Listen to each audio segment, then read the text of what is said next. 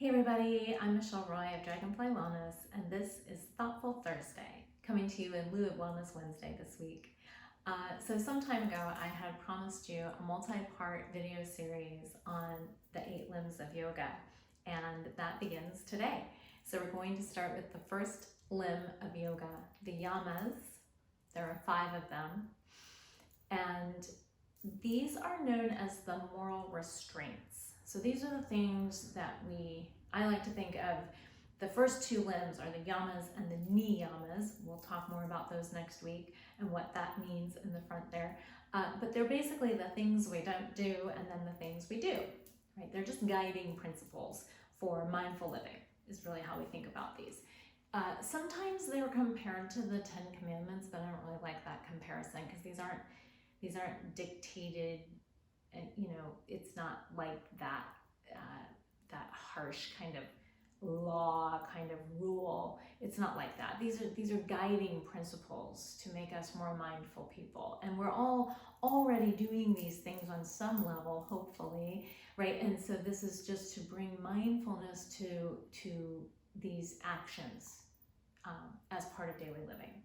So we start with the very first tenet of yoga, the very guiding value of yoga is the first of the yamas in this first limb of the 8, and that is ahimsa, A-H-I-M-S-A. Himsa means harm. When you see A in front of anything in Sanskrit, it negates that, it means the opposite of that. So ahimsa is without harm. And obviously, right, this does correlate to that do not kill commandment, right? But we know that. You don't go around killing people and animals and living things. That's just not what we do.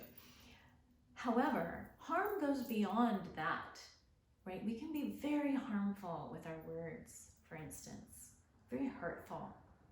I know we've all done it. We're all capable of saying something hurtful to someone and we often reserve those comments for the people that we care about the most, right? And there's a psychology behind that we can talk about, but we won't get into that, the reason that we do that. But we can be very harmful.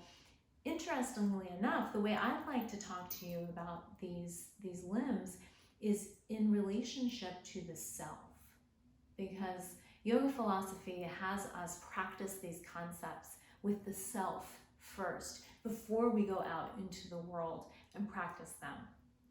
It's that old adage of you have to love yourself before you can love someone else, right? And we need to be kinder with ourselves. I find in general, most of us need that. So ahimsa, being kind, words, deeds, thoughts, actions, all of that, right? Thinking mean thoughts about someone or a situation, right? That doesn't reach those people. It's only living in you, right? The great Buddha says, having anger is like swallowing poison and waiting for the other person to die, right? It doesn't work like that. It only hurts you. So if we can get clear about clearing our system of these negative thoughts and phrases towards ourselves, that's the beginning. That's a beginning practice of ahimsa. And then we take it out into the world, right? So the next yama is satya. Satya means truth. It's just telling the truth.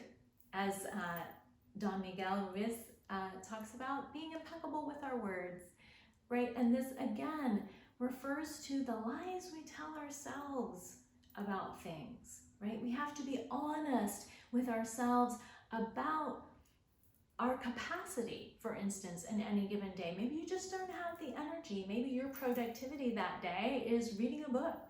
That's okay, right? Being honest with ourselves about things. Maybe when something's run its course and it's time to let it go, be honest with yourself about that, right? There's another yama that goes right along with that one, which we'll get to in a moment. But yeah, being honest with ourselves, being honest with those around us, those we care about. Next, we come to asteya. Asteya means non-stealing, right? So we don't steal. We know that one. This is also has more subtle implications, right? For instance, do I rob, as a teacher, I'll use myself as an example, as a yoga teacher, do I rob my students of an experience if I sort of impose a thinking about a certain pose on my students, where I'm telling them what kind of experience to have? I rob them of the opportunity to discover it for themselves, right? Your child trying to make a peanut butter and jelly sandwich, yes, they're making an unholy mess in your kitchen, but if you take the knife and say, oh, let me do that for you, you rob them of the experience to make a sandwich. Of course they're not going to do it the way you do. They haven't had as much practice as you have, but that's okay, right? So being mindful of the other ways that we steal, right? That's something to think about. The next yama is brahmacharya. Brahmacharya traditionally refers to celibacy. In contemporary terms, we think about it as right use of our energy. So we don't want to be spreading our energy around and thinly engaging in exchanging energies in relationship, whether that's intimate or otherwise, in a way that's not fulfilling. If you are in relationship that's draining, right, that's not a good use of your energy. Spreading ourselves too thin, committing to too many things, throw back to last week, that's not practicing brahmacharya, right? Brahmacharya is making good choices about our energy, conserving the energy for right purpose, all right? And then the last yama is a mouthful, aparigraha, again that A. Aparigraha is non-coveting or non-clinging, okay? And this goes back to, I had mentioned before, being honest with ourselves when something has run its course, right? We want to cling to that, we want to hang on to it, but is it really serving us anymore? Maybe not, right? And it's interesting practice to notice what we are attached to and how those attachments then maybe start to weigh down on us. Then we're not using our energy effectively or efficiently. We're not being honest with ourselves about the situation, right? We're robbing ourselves of the opportunity to be in a better situation, right? And we're continuing to be in harm by not being in our highest energy. So you see, in just one situation, we can be violating all the yamas, right? So for instance, again, this thing that I've hung on to a little too long, it's no longer healthful or helpful for me. So possibly moving into harm, not being honest about it. I'm robbing myself of the opportunity to make it better. It's not a good use of my energy, and I'm clinging to the thing, right?